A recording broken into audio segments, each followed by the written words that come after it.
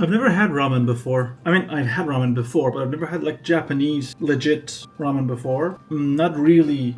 I'm not a huge fan of ramen anyway, but I'm curious about this. So tomorrow is going to be the rehearsal / audition for a show that university asked me to play in a couple of months. And the drummer of my band told me he would not be available. And Vic, the bass player, also is leaving France with his lovely family. That means I have around 7 weeks, 6 weeks maybe, to find a drummer and a bass player. And so far, well, tomorrow we're going to audition 2 of each, 2 drummers and 2 bass players. We've sent them 4 songs and they are going to play, and we're gonna go there, play, and well, we'll see what happens.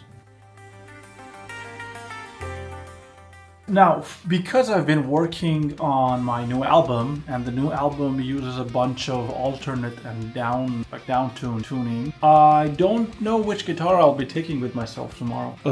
So now these are currently my guitars. This one, the old Epiphone Explorer 58, I think. This one is down tuned to open C. This is for one of the heavier songs of my entire career. Well, this is a bass guitar, so it's not really important for tomorrow. This is my Snakebite James Hetfield signature, and I believe this is down tuned a whole step, so it's like D. It's D standard. The acoustic is the exact same thing as this, and so this should be D as well. But yeah, I think this is E standard. So I think this is going to be my rehearsal guitar tomorrow. Now, other than the guitars, I have to also pack the things that I would need for rehearsal, which I haven't touched since last December. One of the things I've tried to do is I'm trying, let me put it this way, I'm trying to live in a slightly healthier life. I'm not sure if ramen is considered like a super healthy food, but other than this and like a salad with chicken in it, that is essentially all I've had today, and I think that's all I'm gonna have until tomorrow. I'm trying to I've had a lot of baby carrots. They're becoming a new obsession for me, and maybe I'll have like a protein shake tomorrow morning as breakfast. But anyway, because this was ready, I'll show you the gear after I get my first taste of the ramen. Smells really good. Smells like chicken from late last night, this morning. I've had this unbelievably painful back. Oh, this is delicious. This is super delicious. If you like me are not a ramen fans, and if I like this, I think like ramen fans are gonna go crazy about this. Anyway, back to gear. I just noticed that I had forgotten to put my mic on.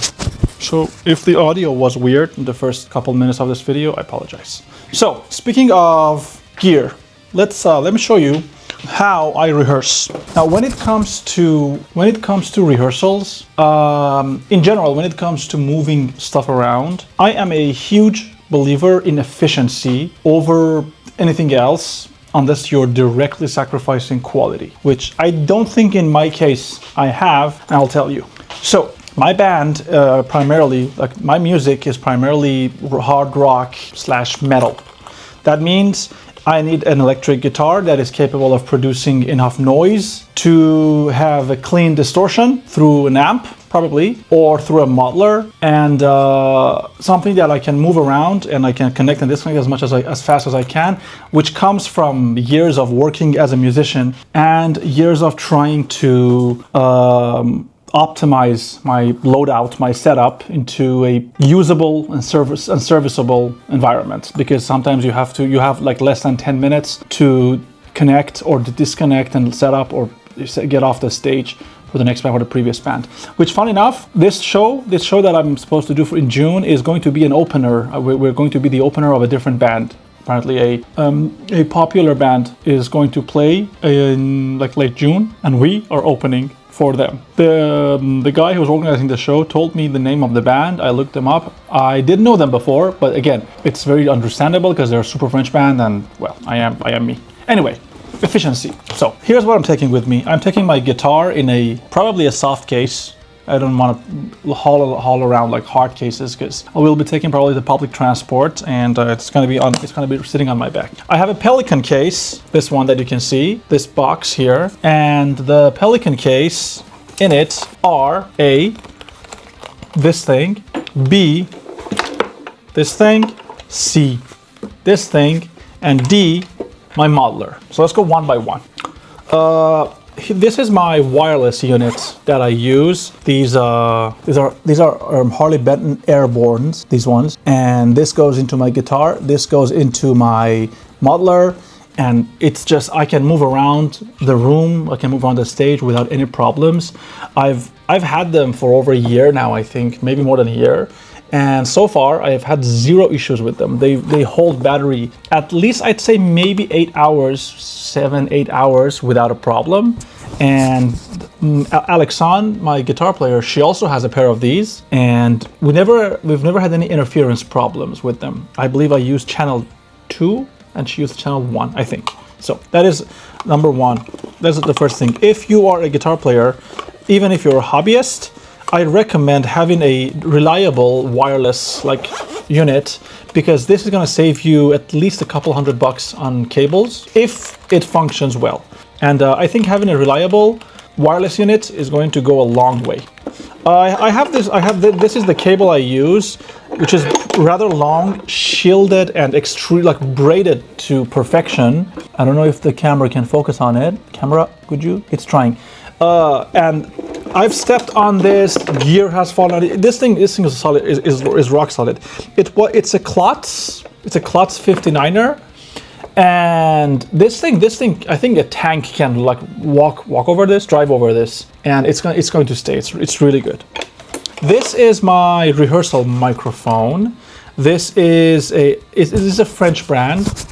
It's a French name, so it's Prodip or Prodip. It says made in China, but it's designed in France. This thing is really good. It's a dynamic microphone that I use.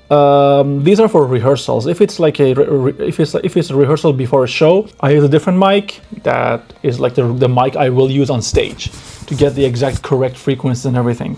So this is my and it doesn't have a cable because we usually use the cables that exist in the studio for microphones. And finally, the pièce de résistance, as people might say, or the main event, my modeler. When I wanted to go for modelers, I had a bunch of options. Obviously, the big boy, the famous one, is the Quad Cortex or the Quad Mini. At the time, Mini didn't exist; it was just Quad Cortex. Here are my two issues with Quad Cortex. Number one, it is perfect for people who don't have a ton of DAW stuff with them to record and to make perfect sounds, and perfect voices, perfect patches with a lot of control in the box itself. It's unbelievably good. Number two, it was quite pricey for what I wanted to do because I use impulse responses. I know the amp and I know everything that I want in a sound. I usually my shows, I have a distortion. I have a rhythm distortion. I have a lead distortion. I have an overdrive, and I have a clean, and I have a clean with a ton of effects on it, like delays and reverbs and everything. For this specific show, I need a distortion, an overdrive, and a clean because I don't play solos on this one. Alexandre will be handling the solos. So I knew what I needed. I needed something that could do the impulse response thing without a problem, which is capable of understanding and showing a good quality of impulse responses, and something that I was familiar with. And for the longest time, I think it's been over 18 years or 17 years. I've always used Line 6 stuff. My first real guitar effect was the floor pod, I think it was called floor pod. The one with a handle in the middle. If you will see a picture of it here probably. And then I moved into Firehawk effects, which is unbelievable.